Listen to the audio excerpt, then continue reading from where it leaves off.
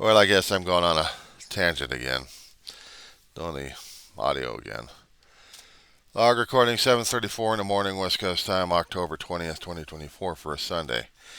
Yeah, when I saw that news report concerning about the airline, actually the flight attendants, and it's been ongoing for several months, and I didn't hear almost a damn thing about it, not even from the damn independents.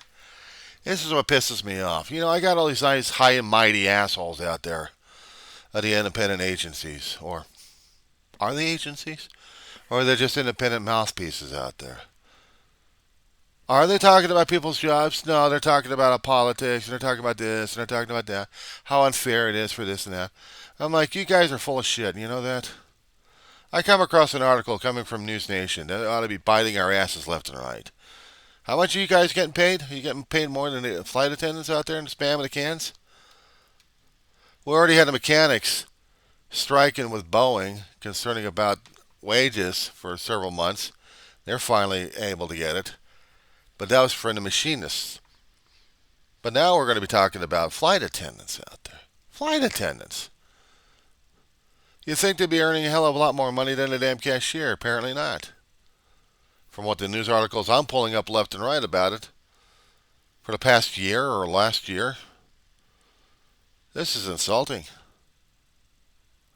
Last year, there was an article that I pulled out from one of the searches I was doing. It surprised the crap out of me on this one. It did. Because I looked at the article that they actually had posted, and I got to get this information linked and put it into my videos, because this one really, really pissed me off on this one.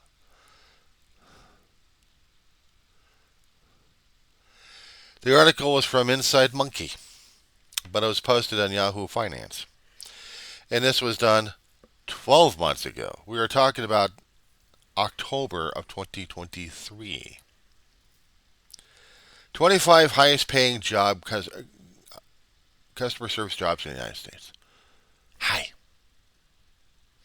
Making 35 or more a year. 35K. That's a lot of money. More than what I used to make. Well, I did about maybe 25 as a retail and office schlub.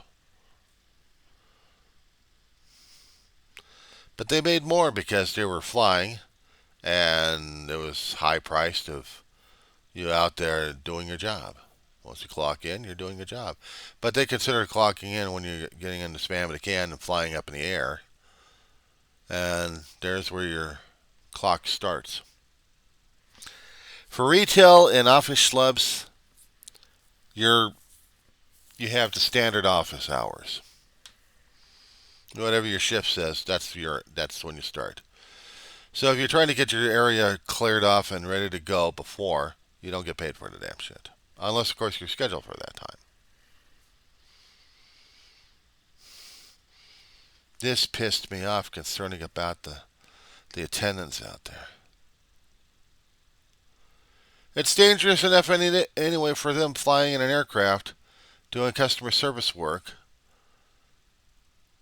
because flying in they say a perfectly good aircraft. Doesn't matter if it's a perfectly good aircraft. You got unstable air up there.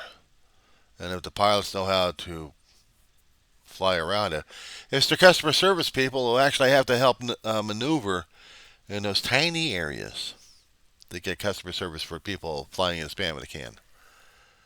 That's kind of hard enough.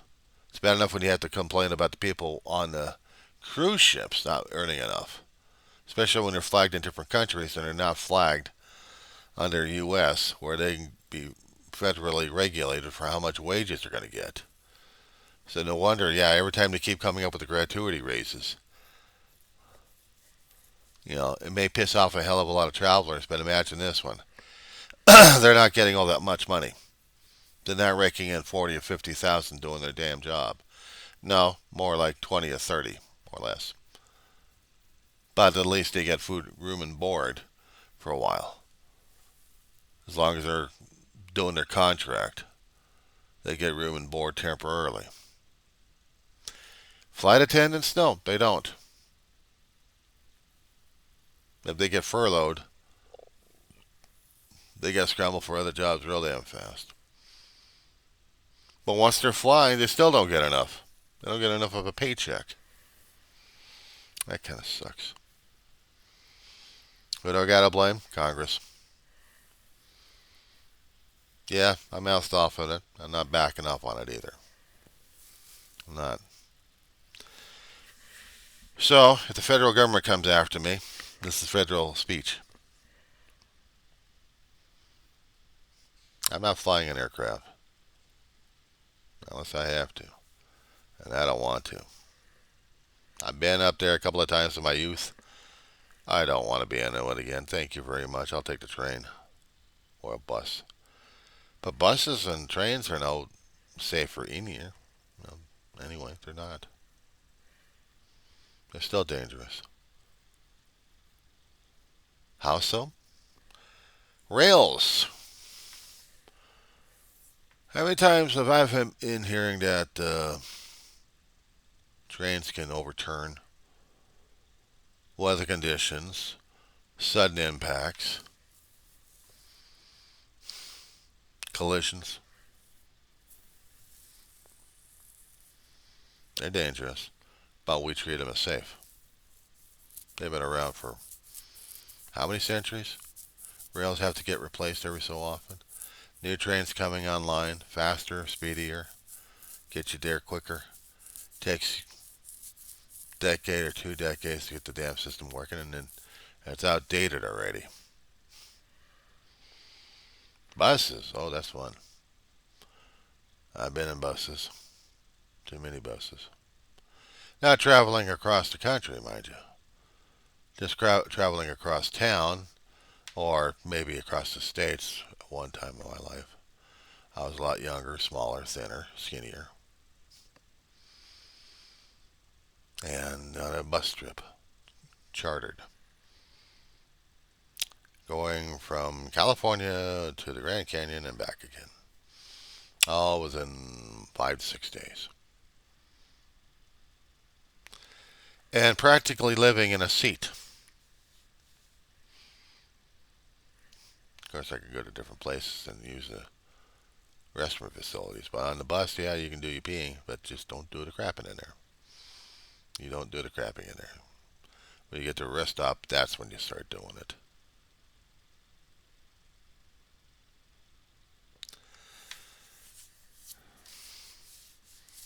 I haven't been in taxis, not in a hell of a long while. It's been decades. I've been on commuter lines from between home and where I had to go in Lancaster or Palmdale. Mostly Lancaster. So I'm not worried about that. You get outside your door, it's a safety risk. You wake up in the morning, it's a safety risk. What they've been doing is a safety risk. Yeah, but how much money you're going to get paid out of the damn thing? Less than it takes to get it qualified for food stamps? I'm barely making anything. I'm barely getting anything from disability right now, and food stamps are like, huh? You're allowed food? Here's $20. That's about all you're qualified for per month. And if I don't utilize it, it gets accumulated. So if I don't use the food stamps in a while, at least I get a little bit of a lump to deal with when I actually do need them. And I probably will. Probably at December or January. If I don't do any more food things on it, I'll just have to survive what I've got right now. I don't know, this morning I woke up. I didn't realize that I was going to get into a conniption fit this morning. I'm in a royal conniption fit over things in life and everything else. And then get pissed off at the federal government for not doing enough for the flight attendants out there. You might as well ask me, what was going on in my head at that time? No, because I was picked on in this one. I saw the news report from News Nation. I went nuts over the damn thing, and then I had to dig into this. What the hell was going on? And there's not that much information on the news side when I did the Google search. I mean, I had several links And then I had to go to the other one, and I'm pissed. I see stuff that's several months old. I've seen some of the other lower areas of news journalism picking up on it and trying to continue the story on. Back in June 6, flight attendant union rejects American Airlines proposed contract because it was probably not enough for them. I don't blame them. At least they were allowed to strike. Imagine having the federal government saying, yes, you're now allowed to strike. But other people, you're not allowed to do that. Yeah, I got pissed off about that one. I mean, yeah, it just... I'm seeing this stuff, and... yeah, I am pissed off about it. I am not supposed to be pissed off about it. I'm not supposed to be angry about it. I hardly ever hear anything about this damn thing.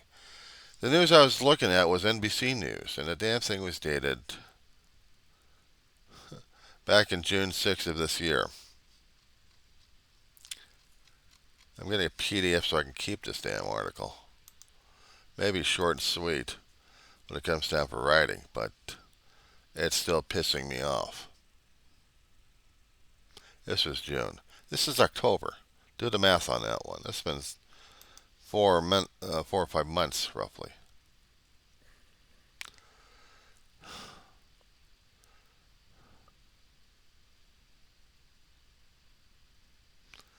I didn't hear him going back to work. I hope they've got something to survive on. I know what it's like to live on minimum wage. At least back then, minimum wage was barely enough to survive on anything. I mean, shit. They bumped it up to $8 an hour in the state of California. The federal was still $7.50 a long time ago. $8 was survival.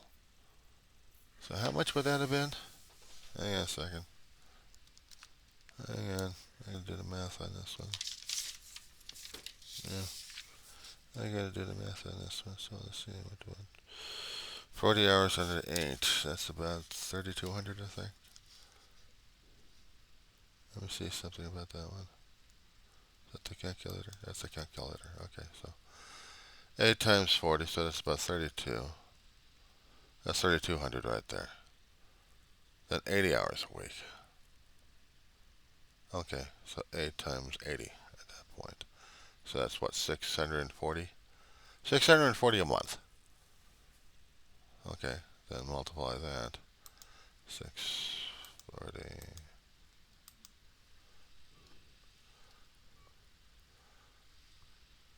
times... barely, doesn't even do anything these days anyway. $8 an hour is an insult. But that's what I was working on today's market. Shit. But back then, a little bit more than what I was paying for. I didn't survive on that shit. So, what we're talking about 43 over 2 weeks.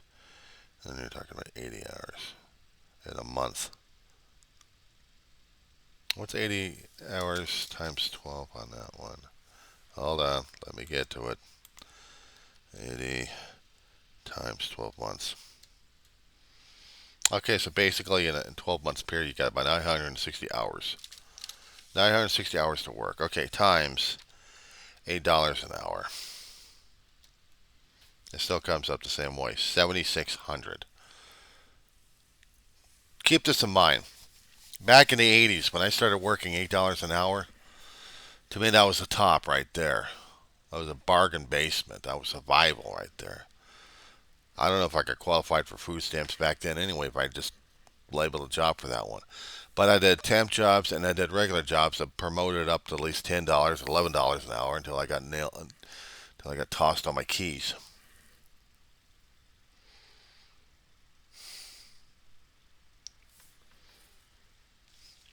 You stay at a job long enough, you're supposed to be earning a lot more money instead of just a lower bargain basement. If you're doing temp work, you're stuck at the damn contracted, even if you're going to be doing it for several months. Try this one. I did 9 months stint at a, let's see, what was it, $80. No, let's see, $80. I need to see that one in my head. My mother could do this in her sleep. Well, sometimes she knows I needed help too on this one. Okay, for about 9 months. Okay, sir, 720 times $8 an hour.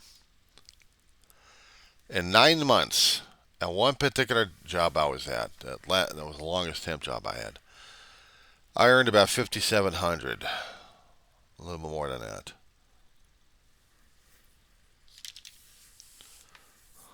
$57.60, by the way. $57.60 for 9 months at a damn job, and then I got out of it. We weren't getting enough. Ma wanted me to go fishing for other places, so I started to. But I still wanted to keep the job, so I had to keep the job. When you're a temp, you're supposed to be there every single day. You lose out on one day, you better have a damn good reason to come back the next day. You better have luck on your side for you keeping that job, because I'll get somebody else to replace your ass. I can't snap anymore like I used to. But if you got the job, and you still got the job, and they're not going to move you out of the job, you're stuck with it. So you make the best out of it. I couldn't. I wanted to get the hell out of the job. I wanted to get the hell out of that position into another place because I liked working for the company. I didn't like working for the place I was at. Didn't matter. I got contracted for the work, so I do the work. But they didn't tell me what the time limit on that one was. I've had other jobs lasted about maybe 2 or 3 days, a few weeks. A seasonal job I actually had at a corporation, at an entertainment company, from the end of summer all the way through the end of December of that year of '92. Prior to that, I had a job for 4 years working at Circuit City as a cashier, starting at a low end wage, and then I tried to build it up, and I think I got about 11 or 12 out of that, and then I was out. It was pay.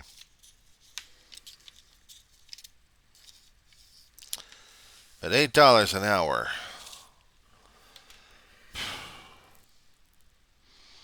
Not enough. Not enough. Not enough to keep a rent over the head these days.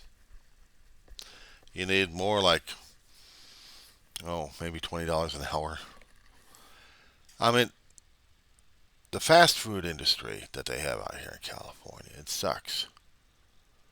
Gavin Newsom was bumping up the rates for the fast food workers and other workers, or in certain situations. He did. And then our prices got jacked up. You raised the wages, you raised the prices. But the prices were going up anyway, regardless if you raised the wages or not. So that's what we're facing here in California. My people are bitching or griping about it, wanting to get the hell out of Dodge. Where the hell are they going to go? Well, the market's going to be a lot easier on them. Good luck on that one. We already got enough damages happening outside with our own environmental issues. Good luck on that one, trying to get insurance for your homes. Or trying to find an available home that's going to be empty with cheap rent. Good luck on that one. And then trying to find work.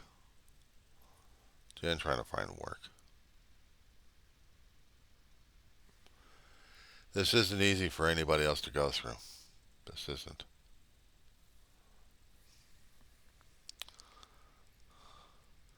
Other people are trying to do side gigs left and right. I probably would need to. facing an uncertain future. I dealt with a school system. I'm trying to graduate out of this thing. I'm staying in the system because I like learning. And college grants help pay for bills sometimes. But I like the learning more, and I don't like to leave it because I got structurally sound in this place. Once I graduate, then I got to start thinking about what's going to happen after that. What am I going to do? Well, go back in again for another educational degree, maybe, or something else, if I'm allowed.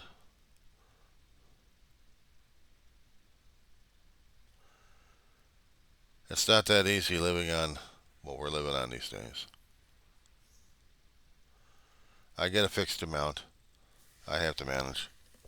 I have to manage with the rent. Always has to get paid first, regardless of how much I'm going to get out of a damn thing. Let's just say, for argument's example, okay?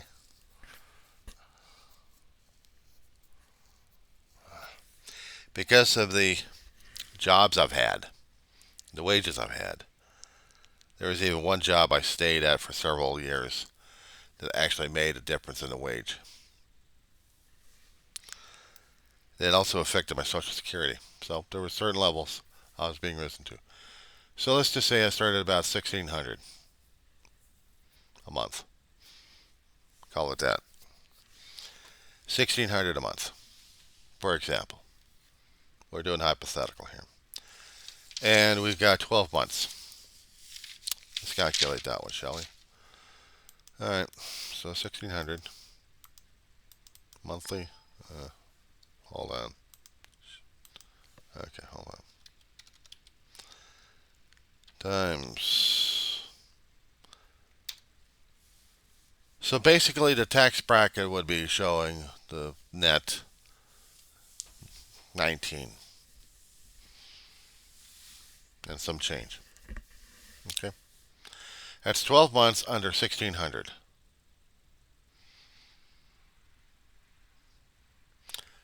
How much is rent these days? Plenty. A long time ago, it used to be a lot easier, cheaper, and that was several years ago before I got into this place. Now it's been since what, 15, 14, 15. Signed a lease on that one. My brother did in 2018. He passed his 2019. I signed the lease. So my own self, 19 to 24. That's a stretch. Several years. And I'd seen COVID stifle the rent, and now it's ballooning, but barely manageable.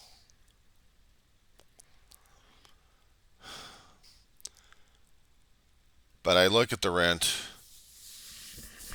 and it's, it's doable.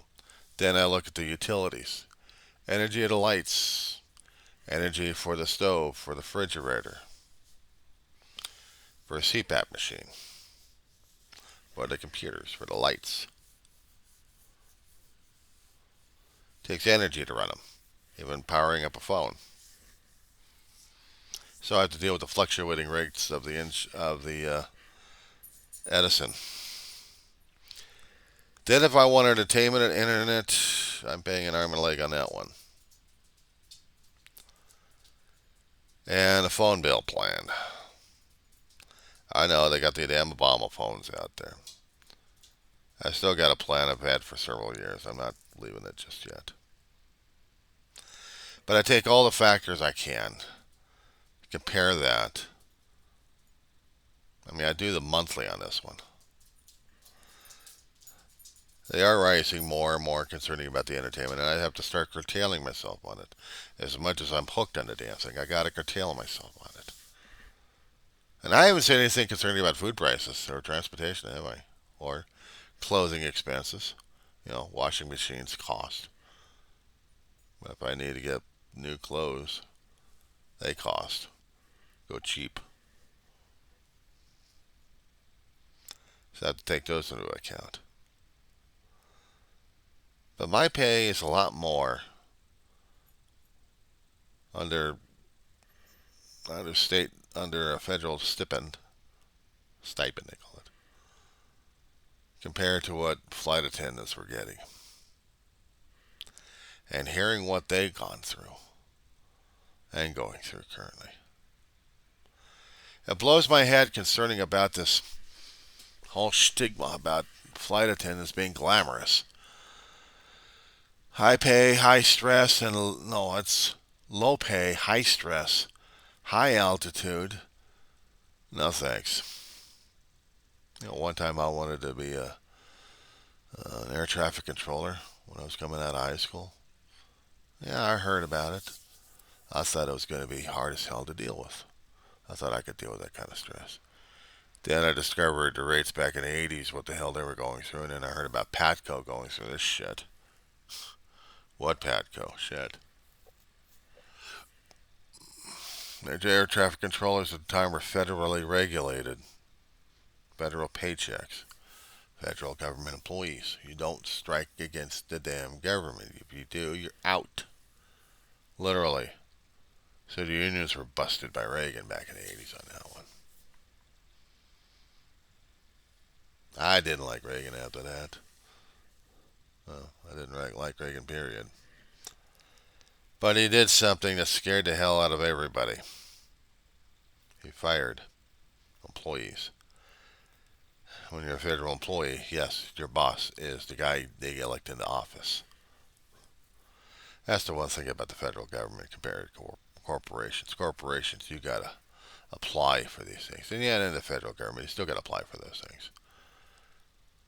And if your educational work experience qualifies, and yeah, hopefully, and if they like your winning personality, you get be a working cog in a company, either run by federal or by corporate. Corporate, you gotta. Oh fuck! I could tell horror stories about this one. Yeah, and I'm not about to. I'm just gonna say, um, yeah, hell of a Sunday, ain't it?